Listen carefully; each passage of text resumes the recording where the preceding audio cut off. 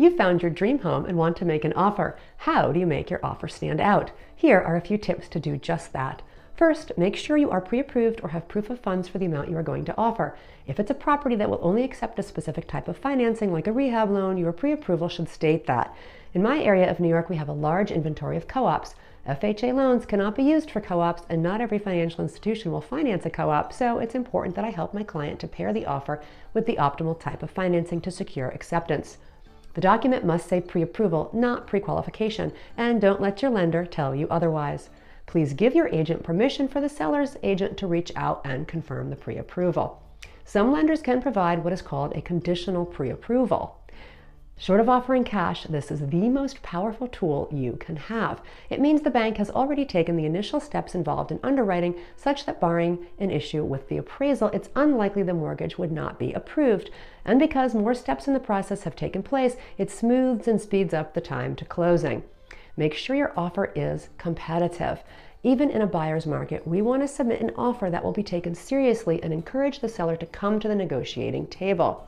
Offer as much cash down as you comfortably can. Down payments reduce the risk that your financing will fall through because the bank simply won't need to loan you as much, and the house won't have to appraise for as much either. A traditional down payment is 20%, and anything less means you'll pay mortgage insurance. But in a highly competitive market, offering more can tip the scales in your favor and signals that you are a serious, qualified, drama-free buyer. Close when the seller wants to close. Does the seller need to delay until they can close on their new home, or until the school year ends, or do they need a quick sale because they already purchased their next home? If you can align your needs with theirs, you will be more competitive.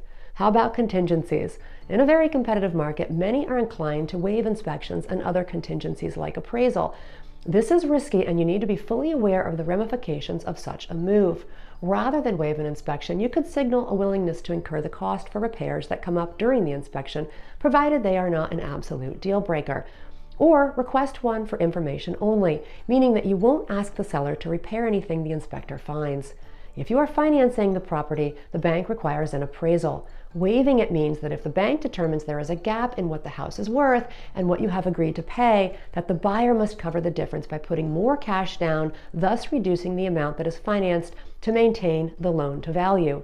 Some buyers waive the whole appraisal or a portion of it up to a set amount. It's a gamble that only those with sufficient cash on hand should take.